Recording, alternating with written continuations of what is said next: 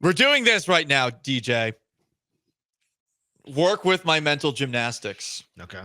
I know that the Houston Texans record says 6-4, Mm-hmm. but actually, they're 4-1. The Texans They're 4-1. are pressing the reset button and they're back to 4-1. You know why? Because Nico Collins probably is playing on Monday. He is playing. And when Nico Collins plays for the Houston Texans, they're 4-1. All right. So in the four, they beat who?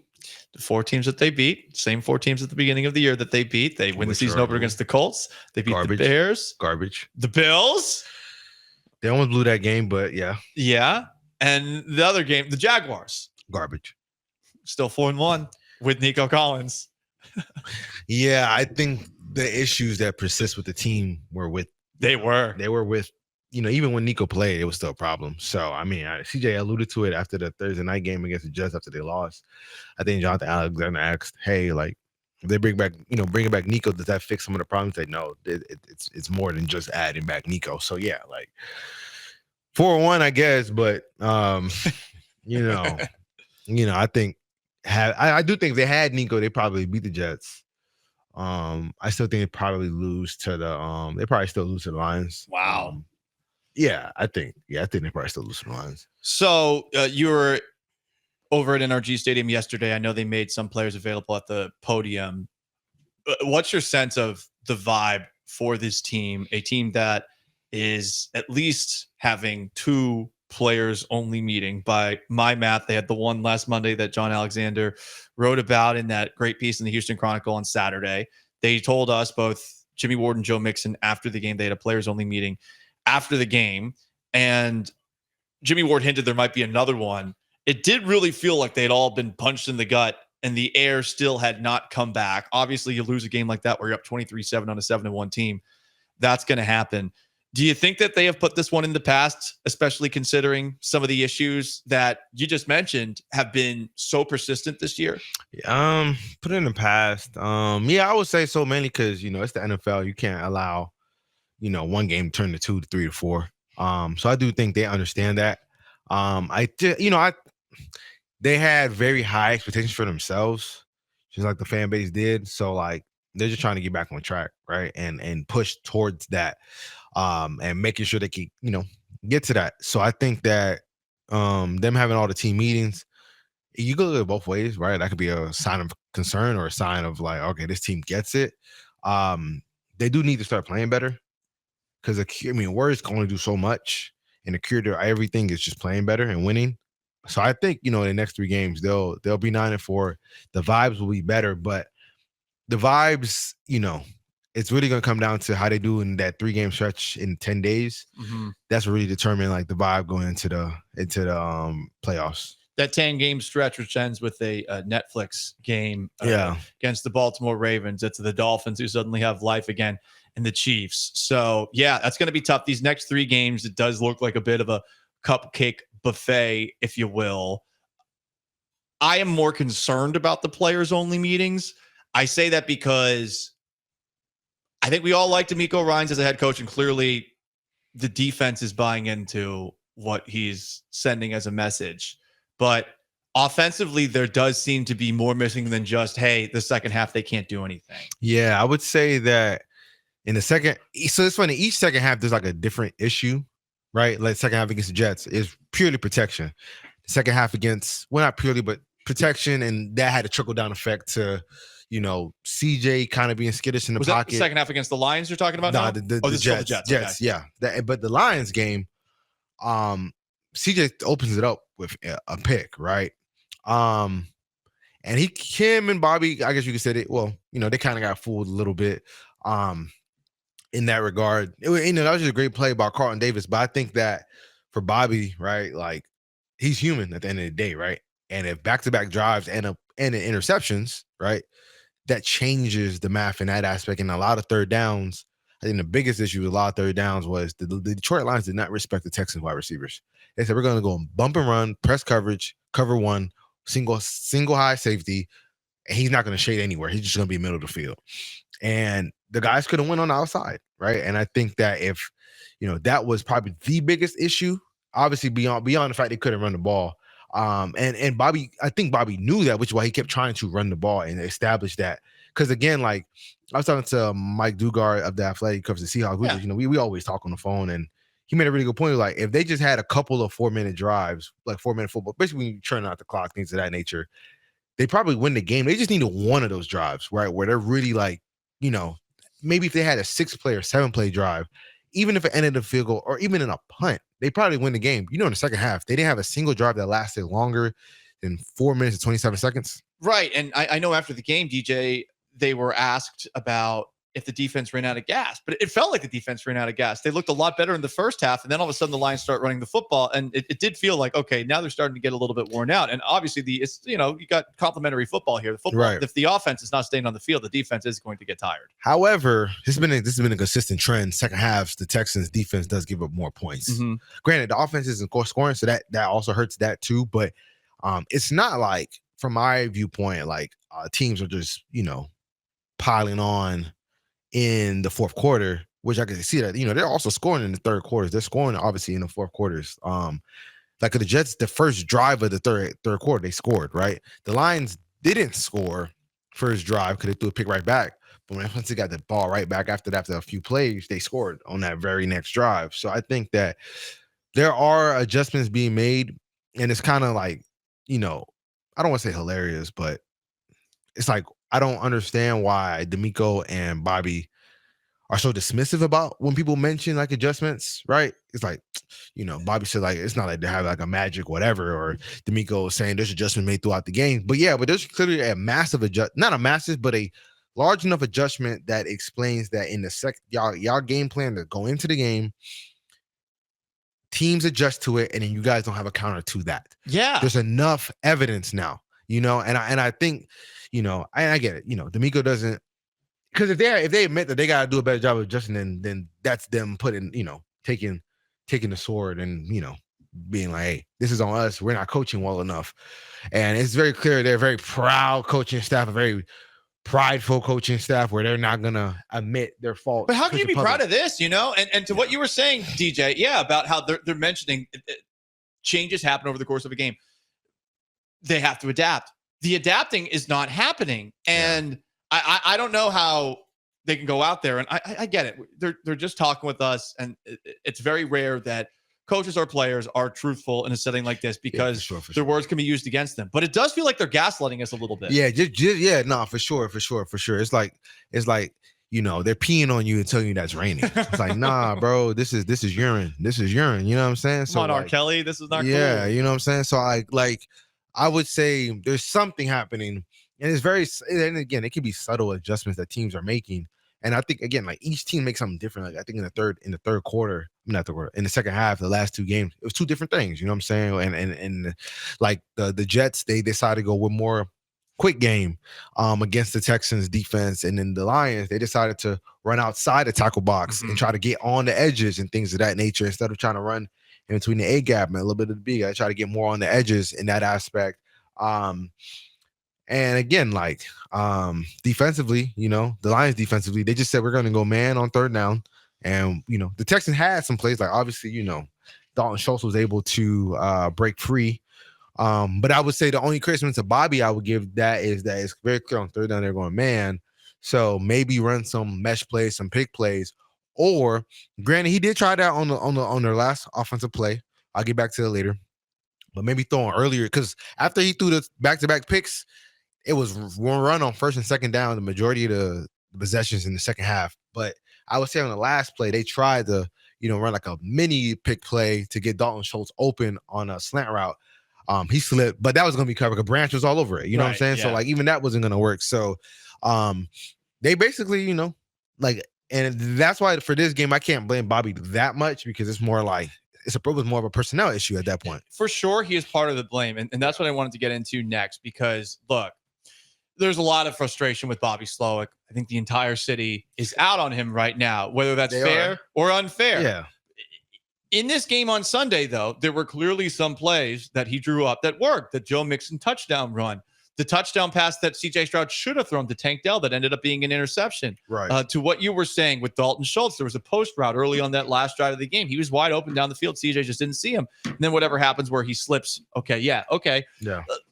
I don't think this was Slowick's worst game. I think the problem was, though, as the game wore along, to what you were saying, I think they realized that the receivers weren't getting open, so they were trying to run the football. Every single time they tried to run the ball outside, the Lions were way quicker to the ball than they expected. And then, the screen plays that they run, they just don't know how to do them in the same way that the Lions can. Yeah. I mean, again, they tried to do things and the players did not execute. So for sure. I'm not a fan of screens in the NFL, to be honest. That's just me.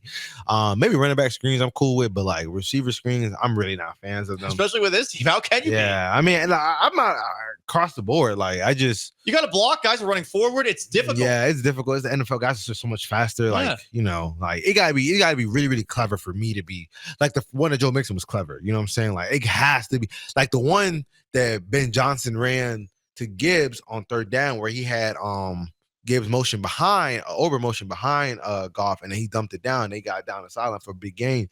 It gotta be stuff like that. If it's just like bubble screen, come on, man. This is not high school. You know what I'm saying? But I've been a big stickler on that since I've been covering the NFL. But Bobby did, like everybody deserves criticism. Like CJ deserved criticism after this past game. Obviously, like the O-line not being a create running lanes deserves criticism. The receivers not it's not just Bobby, it's a multi-layer that was a multi-layer collapse on the offensive side against the Lions. Still, though, a lot of people are coming after Bobby Slowick. I thought this was an interesting tweet from John Crumpler, and I'll be honest, I don't know what success rate or any of these advanced statistics mean. But John Crumpler compared Bobby Slowick's offense to another NFL offense. Texans passing success rate, 41.1%. The other team, 40%. Texans pressure rate, 41.3%. The other team, 40%. Texans winning percentage lost to sacks, negative 196.4%. I don't know what that means. Yeah. The other team's winning percentage lost to sacks, 148.4%. Texans rushing success rate, 34.2%. Other teams' success rate rushing, 38.5%. The other team is the Chicago Bears, who just fired Shane Waldron. Right. I do not think they should fire Bobby because that doesn't fix anything. Just like how the Bears firing Shane isn't going to fix anything either. I'm with you there. I mean, look at what happened when the Jets fired Nathaniel Hackett and moved it over to Todd Downing. Nothing changed. Yeah. It's going to create... Same with the Raiders. They just fired their OC. Yeah, what changed? Luke Getsy. Yeah, exactly. Like nothing last year. Yeah, nothing really changes when you make that move. I mean, people say, "Whoa, look about Joe Brady and Ken Dorsey." Exactly. But like that team could run the ball. That team had James Cook. That team had a really good offensive line, right? And again, Brady was calling.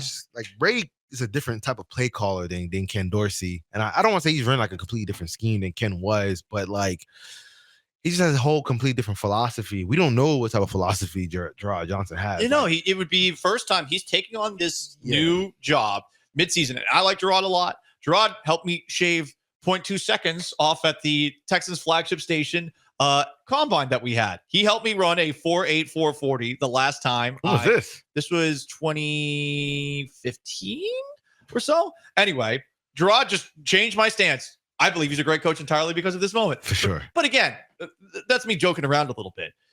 To what you're saying, you are going to shrink a coaching staff by one man. You're going to put a guy who has never been in that role before into another job where they all have to make up for the absence of that one guy. They're all going to be doing more. And I don't know how that necessarily creates different results. Yeah. I mean, if you want to fire Bobby, I would suggest going to Bill Lazor. He's actually called plays in the NFL before. Lazor. He's been in schemes like this before. And there's not so many moving parts, right? Like you can still keep people in, like, because if you fire Bobby and elevate Gerard, who's gonna be the quarterback coach? So now Gerard has to go from running the entire offense to now running the entire offense along with being a quarterback coach. Like that's not a recipe for success. We just saw the Jets. They fired Robert Saleh, elevated Jeff Ulbrich. So now he has more responsibility on his plate, and now their defense stinks. Yeah.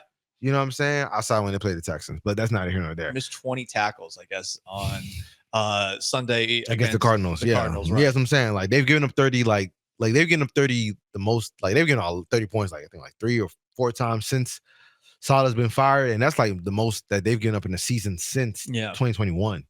Right. So like I think that firing him doesn't do anything. I think people just want somebody's head to roll because, we're kind of in this space now where like, when you have a quarterback that everybody likes, people always try to find excuses for why the quarterback isn't playing well. And they don't make excuses for anybody other than the quarterback until the absolute last second. Right. And it's not all on CJ. Obviously, like, I think the pass protection has been an issue, and that's caused him to be a little more skittish in the pocket and move around a little bit more than he needs to.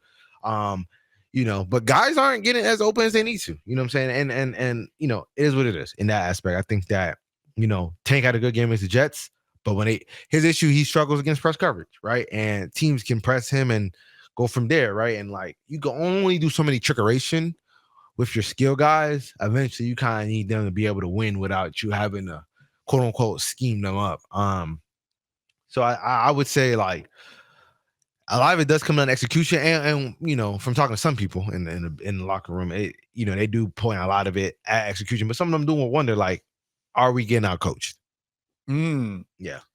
Is that just the offensive coordinator? Is it more than the offensive coordinator? No, just I'm talking offensive players. Okay, just the offensive players. Okay, gotcha. Yeah, for sure. So that's kind of where I'm at. Like it's a big pie, and everybody has their hand in that pie, and it's greater than just 1% for CJ, right? Like CJ even admitted like that game's on him, right? Mm-hmm. Like it's not all on him, but he's right. If he does not throw that pick, the second pick, they probably win that game. Hell, even the first pick, I think it just killed the flow. I do think, because like I don't want to say you can see his confidence drop per se, but like it was like a string of bad plays for him after that, right? Like, right. Yeah. Because you had the pick, spiraled a little bit. Yeah. Then the second drive, guys are dropping pass. Like Robert dropped the pass. Mm-hmm. He was under a little bit of pressure. Then the next drive, the interception happens. Then I think Dalton had the big reception on that one, but then the pick happened like a couple plays after that. Then after that, like everything was just kind of out of sorts, right? Because these people are human at the end of the day. Like they're not robotic. It's just, if you play Madden and you throw a bunch of picks, like you're gonna feel like, man, I'm kind of off my rhythm right now. I'm not seeing things well. Like, and that's just a video game. So imagine actual players in that moment, and again, play callers in that moment. So I think offensively, it's funny. They'll shake back. Like I think they'll be fine this week, and they'll be fine the following week, and fine because they get Cowboys, Titans, and Jags. I think the Titans game will be a little bit of a tussle, because the Titans defense is respectable. Yeah. So I think that'll be an interesting game. And then same with the Jags game is always going to be interesting. We'll see how that one goes in that aspect. Mac Jones, baby. No, I think Trevor probably. You think he'll be back? There's not going to do the season-ending surgery. I know that was on the table. Okay. No, I don't think so. I mean, okay. They're reporting today that optimism that he'd be back after the bye. So okay. Yeah, so we'll see, man. But I think they'll get back on track. But I think that some of the issues that they have right now, I do think Nico fixes some of it because like he can get open quickly, and I think adding that can just give the offense some legitimate juice in that aspect. What do you think can improve most by the end of the year? I mean, offensively or overall? I would just say overall, because I think right now that's what you wonder about. You have the parts that you do. You're not trading for anybody. Right. You're not signing anybody unless they want to bring in Nate Davis, or the Bears just outright release because no one across the league wanted him at the trade deadline. What can they get better at in the coming weeks, realistically? I'm really curious to see how the run game looks this week. Me too. Because I think that, this man was a pariah, but I do think Kenyon Green at left guard gave them a little bit more in the run game. I think that's clear. Yeah, and I think that. Look at last year; they couldn't run the football at all. They've had some games where they've been able to run the football this year. What's the commonality? Right. So because Kenyon Green's best trait is run blocking. His issue is he's guaranteed 5 plays that end the drive. He's guaranteed that. Either it's a holding, a flag, a sack. Yeah. He's guaranteed, like the Jets game, like you can pinpoint so many plays where he's ended the drive himself. But he's effective at, he's an effective run blocker. But that like he's a semi plus in the run game. He's just triple negative in the pass blocking right now. So because you double negative is a positive. So you gotta say yeah, that makes sense. We're doing weird math on this show. You know what I'm saying? The Texans are 4-1. Yeah. So but like run blocking can maybe get better than it is right now. Yeah, I want to see how that looks because again, if Juice at left guard for me, I just don't feel like Juice gives you that much in the run game. At least right now, I want to see more because obviously the Detroit Lions run defense is pretty good. But again, like if the offset is you can't run the ball effectively, but you can at least pass block a little bit better. I don't know how that makes me feel. Yeah, and I look at Patterson too. Patterson doesn't blow people off the ball. No, I mean he's a late round draft pick. I feel like there was a play last year. I forget who it was against, but I remember he was in pass protection. I think he got thrown back on his ass like 5 yards or something like that. He's just a smaller guy, right? As far as offensive linemen go, of course. So yeah, I'm wondering about that. And DJ, going into this year, my big question about the Texans offense was, are they all of a sudden going to be able to run the ball? Because it does feel like there's just something missing from Bobby Slowick's offense when it comes to this team running the football the same way that all these other Shanahan variant offenses do. For sure. So I'm just curious to see like if can they get better at that? Because I think the season kind of rides on that. If they can't run the ball, because like last year they had the elements of surprise from a passing standpoint. Now this year teams kind of know what they want to do, what they like, what they, things of that nature. Stroud's probably got some tells by this point. Yeah. He for sure got some tells. And I was just watching like a highlight clip live of like from someone that posted on Twitter last year on like November 7th. And like I was looking at this, it was just showing all the like crazy throws just right after the Bucks game, all the like good throws CJ had throughout the entire his rookie season. And they posted this last year. I was just watching it. And one thing I noticed was like his pockets, like he had such clean pockets to make a lot of these throws. And he's just not having that this year. And there's no reason to think that that's going to all of a sudden become much better in that aspect. So I'm just curious in that aspect. You know what I'm saying? Like if they can get that right, running game, then I think they'll be able to mitigate some of the pass protection issues and kind of go from there. Well, we'll see. And hopefully the Texans can see in Jerry World. It is a night game, so no sun. No issues. There'll be no issues, no sun. So, I mean, this is a game, though, they got to win. For sure. By, like, double digits. We need a Patriots-esque performance against the Patriots earlier this year. Yeah, for sure. Mainly for morale reasons. Yeah. Because, like, everyone's got to be questioning themselves. Teams don't want to win ugly. Like winning ugly, like it's fine early in the year and later on in the year. Or if you're the Chiefs. Yeah, exactly. Because like they've won so much, it's different.